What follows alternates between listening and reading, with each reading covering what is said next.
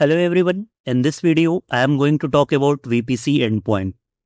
It allows you to privately connect your VPC to various AWS services such as S3 or DynamoDB without using the internet. It means that traffic between your VPC and the service stays within the AWS network, which improves the security and reduces the latency. So this is the diagram that we are going to follow in order to implement the VPC endpoint. Let us break this down further. So first of all, we need a VPC. So I'm going into the AWS Management Console and searching for VPC. Click on Create VPC. VPC only. Give it a name. So I'm naming it as such as VPC1. Give the CIDR range. So here I am ranging it as 10.0.0.0/60. Next, click on Create VPC. So our first step is done. We have successfully created a VPC. The next step will be we have to create two subnets. One is public and one is private. So go to subnet, click on create subnet, select your VPC which is 1. I am naming it as public subnet.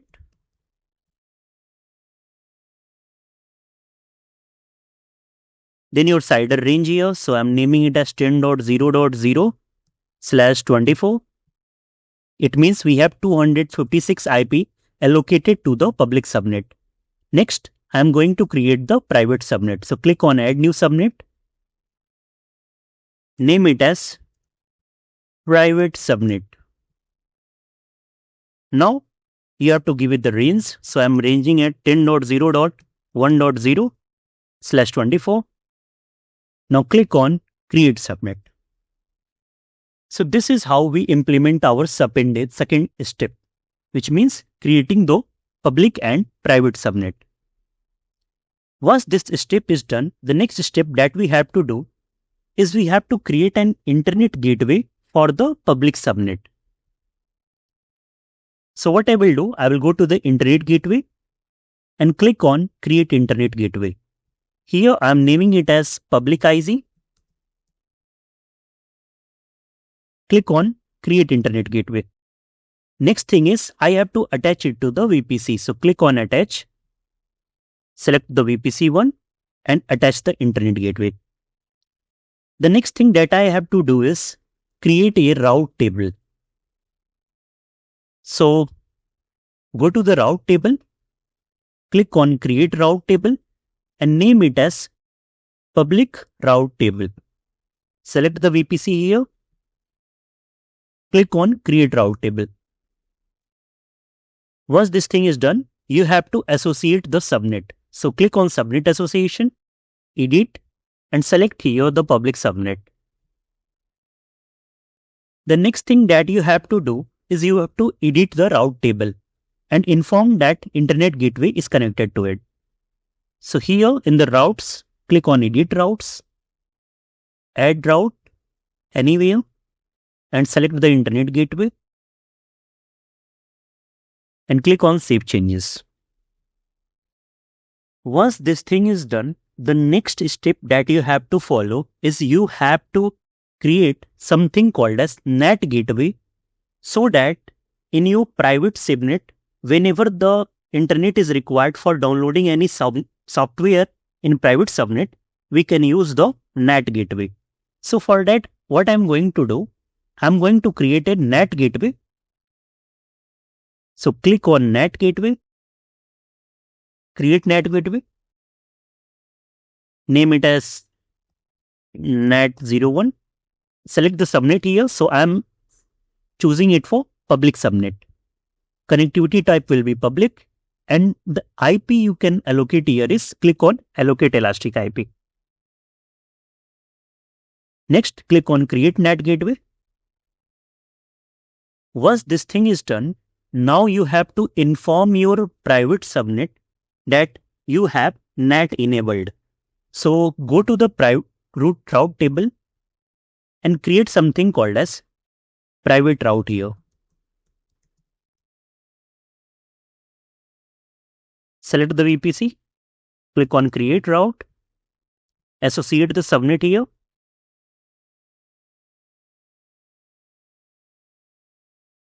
and edit the routes. Add anywhere, and here you have to inform your NAT gateway.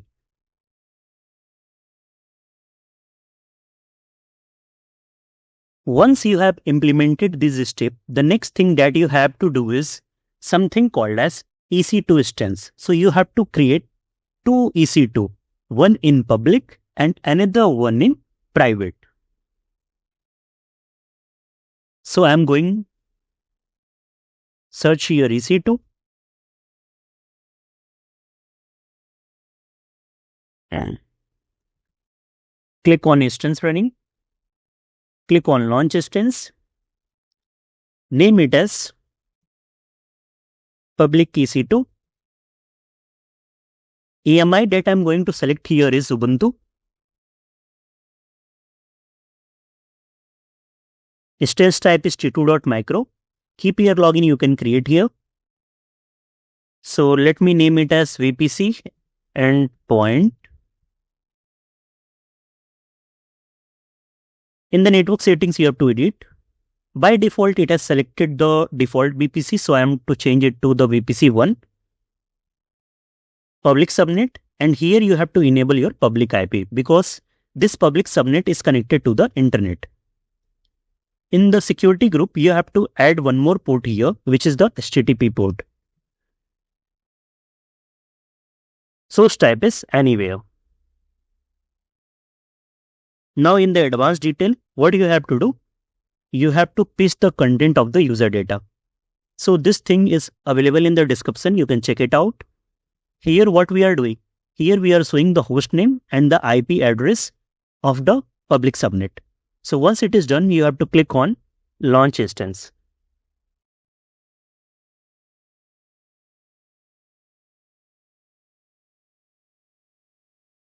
The next thing that you have to do is create a private EC2.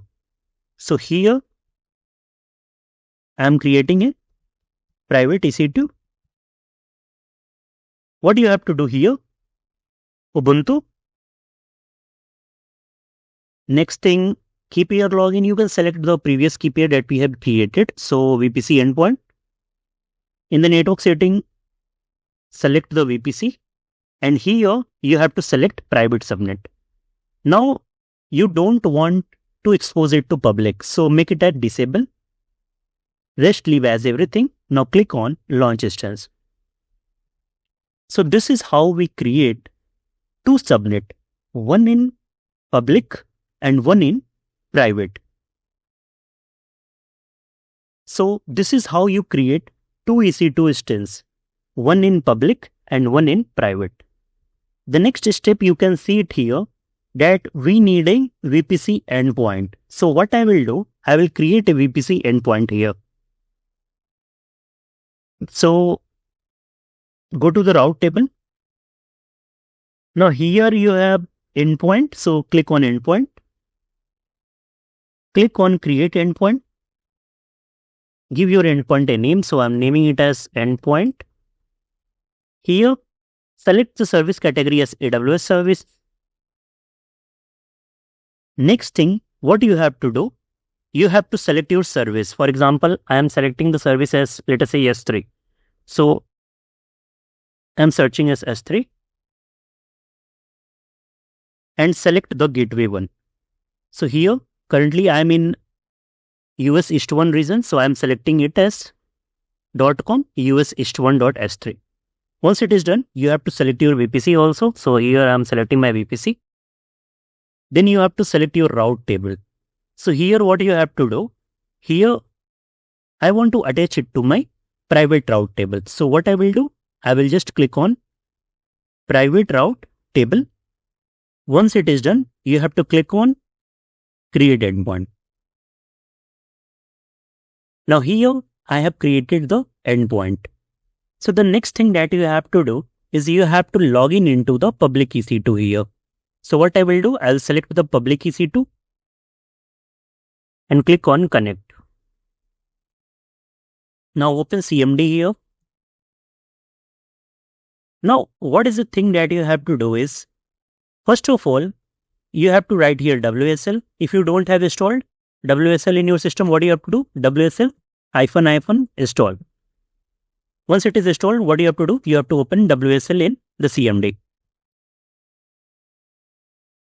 The next thing that we have to do is, as we know that our key file is present in download folder, so we have to move the key file to this location.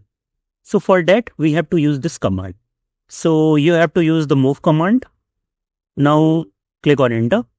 Next thing you have to do is you have to allow the permission. So what I will do, I will write chmod 400 and then my location. So this is my location basically. So what is it? VPC endpoint.pim. Once it is done, now you have to sh into the public EC2. So what I will do, I will just copy this thing and paste it here. Before that, you have to specify the exact location. So this is my exact location and press enter. Now click on S. Now here we are in the public EC2. So let me just clear it. Now let us say I want to access some item here in the public. So here what I'm doing, if I write here AWS S3 LS, so basically it will list down all the buckets which are present in my S3. So here you can see that it is showing that your AWS CLI is not installed. So what you have to do, you just have to install this thing. Here you have to add one more thing, which is classic.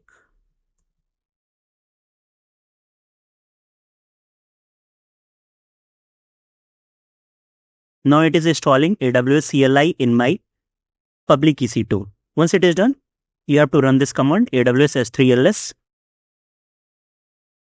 And you can see it is unable to locate the credential.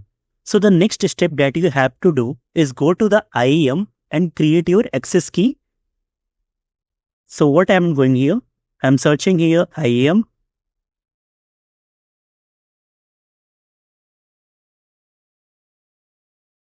Go to security credential. By default, you can create maximum 2 access keys. So currently I have created it. So let me delete one of them.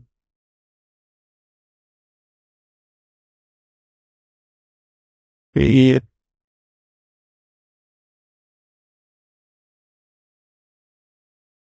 Now you have to click on create access key. Now this is your access key and this is your secret access key. So let me just copy this thing and let me configure the credential here. So my credential is, first of all, let me configure it. AWS configure. Put your access key. Put your secret access key, which is this one. After the experiment, I will delete this. Next thing, what you have to do, AWS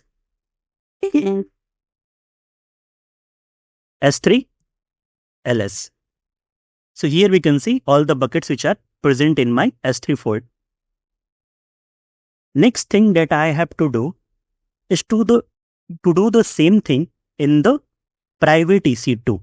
For that, what I have to do, first of all, you have to open a new WSL. So let me just create a new CMD. And here, I am opening WSL here. After that, what you have to do, you just have to see the content of your key. So we can see that we have used both the key in both the instances. Same key in both the instances. So what do you have to do? Cat. Then your file name. So it is a VPC endpoint.pim. So this is my content. What I will do, I will just copy it Once it is copied, the next thing that I am going to do here, I am going to create a file. So I'll do touch, same name. So what is my name here? VPC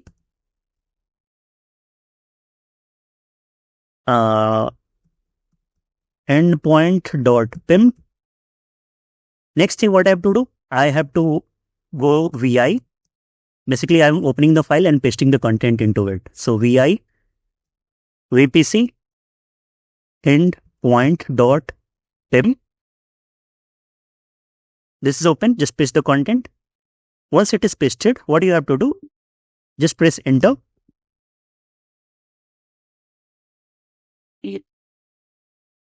Then colon. Then you have to write WQ. After that, you have to press enter. Now we have pasted our key. Next thing we have to do is we have to allow the permission. So what I will write? chmod 400 and then our file name. What is my file name here? So it is VPC endpoint.pim. Once it is done, now you have to go to your private EC2. So this is my instances running. I am going into my private EC2. Click on connect. In the SSH client, you have to just copy this thing and paste it here. So as you can see, currently I am in the public EC2. When I am just entering here, I will go into my private EC2. Just type S. And here you can see I am into my private EC2.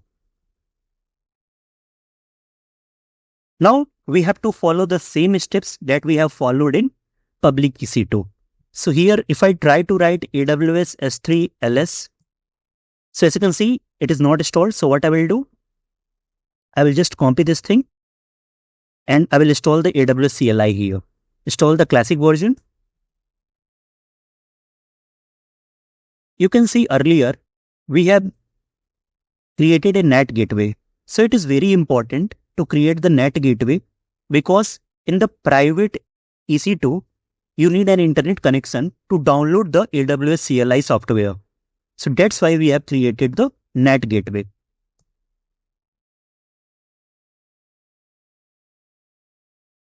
So it is installing. Now it is done. Now let me just clear this thing. Now you can do AWS S3 LS. You can see we are unable to locate the credential. So what I have to do, I just have to copy paste the credential. So let me just write AWS configure and paste the credential. Let me just copy my secret access key now.